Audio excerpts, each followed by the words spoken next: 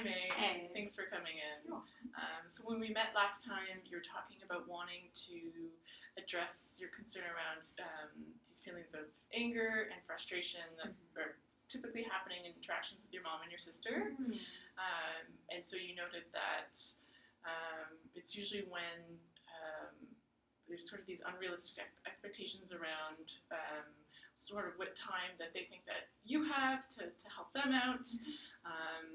And you noted that you do spend a lot of time helping them, and then when you're also looking for a bit of their help sometimes, that's often not happening, and so in both of those situations, again, causing a lot of this frustration and anger that you identified. Yeah, there's a lot of friction with that between us. Right. And so I know when we chatted too that what was really clear it was being able to highlight a bit of this values conflict, so that for you, so you're someone who's got a lot going on in their life and a lot of things that are really important to you. So being a graduate student, a small business owner, and then a girlfriend, a sister, a daughter, and a dog mom. And so you've got, and I know you're also involved with the community too. So a lot of different things going on, and that personal growth is really important to you, and so are your familial expectations, but those are not really aligning.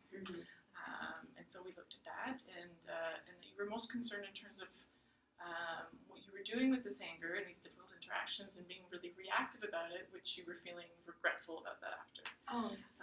And so that you would like to find a different way to be able to manage this anger when it's coming up. Does that fit for you? Absolutely.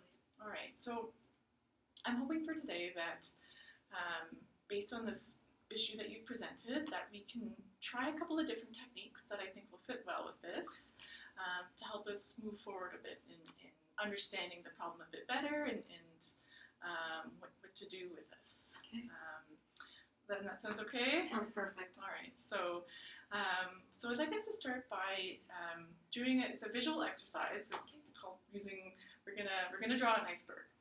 And I want us to sort of look at kind of almost being able to identify a bit more of what is actually included or what's happening. We'll sort of say maybe beneath the surface, but it's connected to this anger. What other feelings and emotions are you experiencing to help us get a bit more of a full picture? Okay. So we'll start with iceberg. Of course. No. It's okay. Let's grab another one. Sorry. No, it's okay. Okay, so we've got anger up here. Let's go back to a recent experience. Again, where this is, you started to feel this anger. And again, an interaction with your mom or your sister. And when you connect to that moment, what else do you see is going on beneath this anger? For the most recent time that I can think of, or the most prominent time, I felt just underappreciated or taken advantage of or taken for granted. Okay. I think I was also, when I had to rush home because I had to do school, but I also had a presentation I had to put on the next morning at a 7 o'clock meeting. So I was freaking out about doing that. So I think there's a lot of panic and anxiety just to get, because I'm like, okay, I don't know if I have time to get everything done. I want to go to bed before 2 in the morning because I'm not getting only 2 hours of sleep. I felt just frustrated. It's frustrating when, it feels like nobody's really listening to you, or nobody's really understanding you, or nobody is hearing what you have to say, or what you're trying to work out with them. You're like, can we try to work things out? And it usually, you feel misunderstood. I feel misunderstood. Yeah. Okay. So I'm hearing that there's a lot that is packed into this, but a lot that's almost, would you say, maybe leading to anger, which is again when you feel like you hit the kind of the reactive stage, or maybe you get snappy with your mom or sister, that sort of thing. that there's all this beneath it. How does that feel to see that there are all these different feelings? It's kind of interesting because, when people just think about how when I've reacted, I'm like, oh my gosh, I'm so frustrated. It's everybody's like, okay, there she goes. She's so mad all the time. She's anger issues, and I now know it's not just maybe I can react differently, but there's more meaning behind it than me just being upset. Okay. There's a lot more stuff going on underneath that. Yeah. So I'm hearing that. Would you say that's almost validating? Like, hey, we've got a lot that I'm dealing with and a lot of big feelings here. Yeah. But at the same time, I don't want to be that person that goes like, oh, kind of gets all upset and stuff like that just because I'm freaking out about something that's not their concern.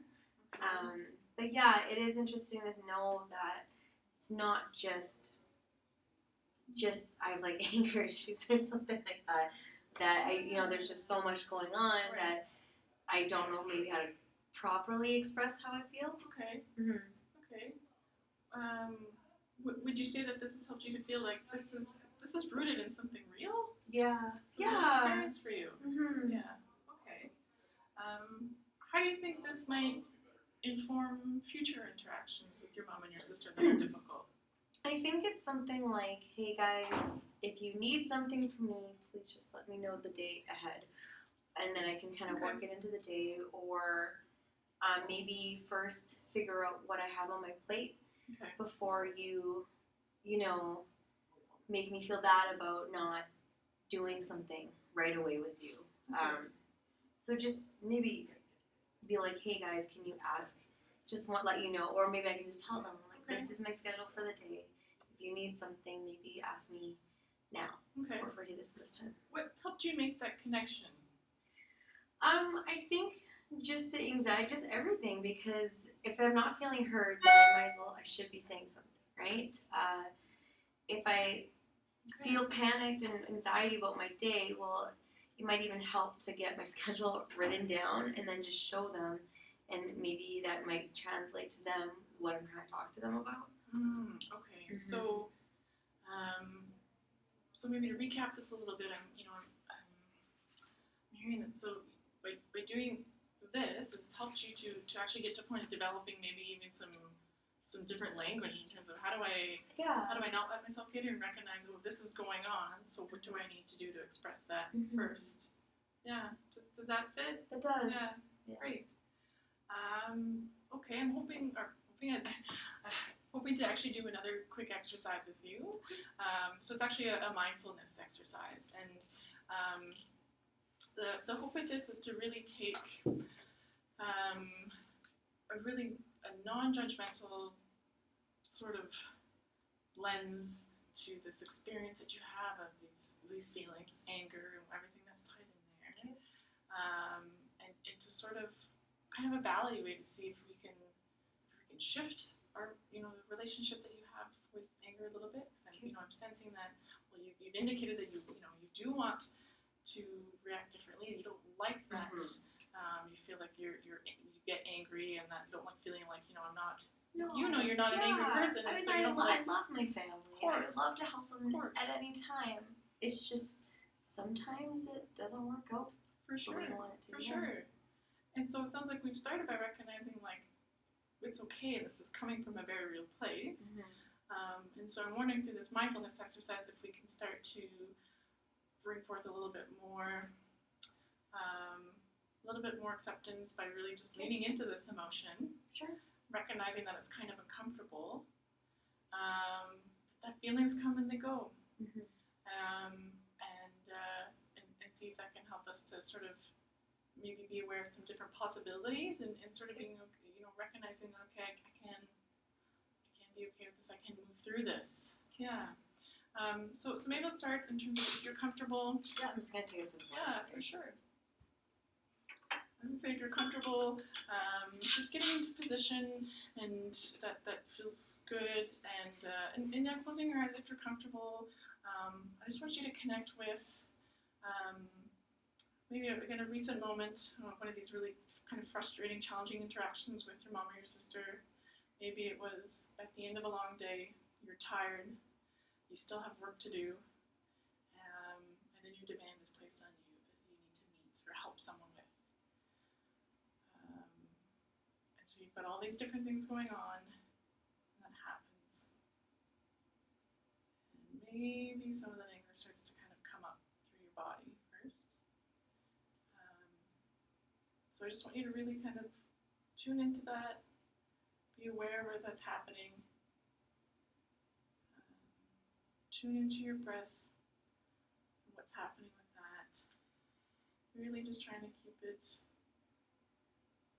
as consistent as possible, slowing it down a little bit each time. Yeah. So if I were to check in with you in terms of where you're experiencing this in your body, where do you notice it first? Like in my chest and my shoulders, Okay. and my neck. Okay. Sense of discomfort. It's like you forget to inhale all the way. Okay. All right.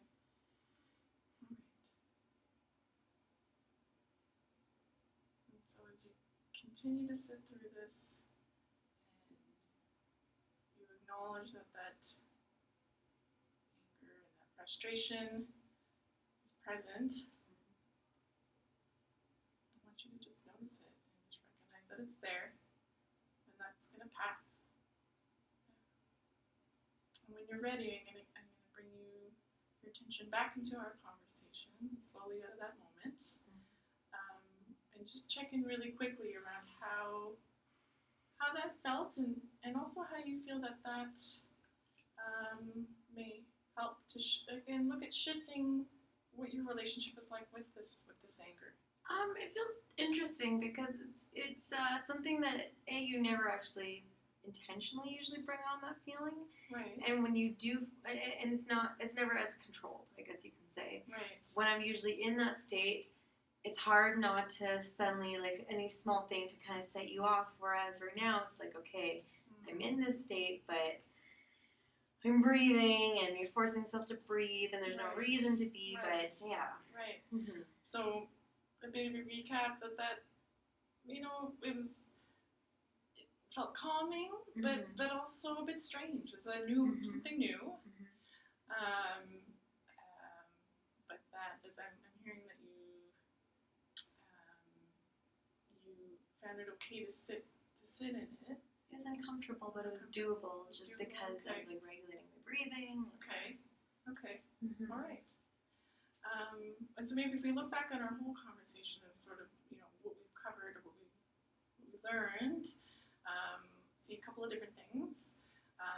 The first one being really that highlighting some the depth maybe of this, that again, as we've covered here, that there is really a lot going on,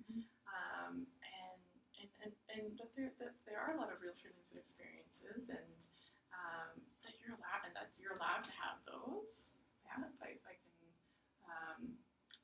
can share that, and that by further that by being able to recognize that's also through that, and even through the mindfulness that we just did, that's helping to shift in terms of your perspective and your relationship around your anger and how you experience it and what you might do with that, knowing that there are possibilities, right? So almost getting like a bit more of a sense of control around that. Yeah, Yeah, for sure. Okay. All right. Well, thank you for going through these exercises with me today. Thanks for bringing me through. And we'll see you next week.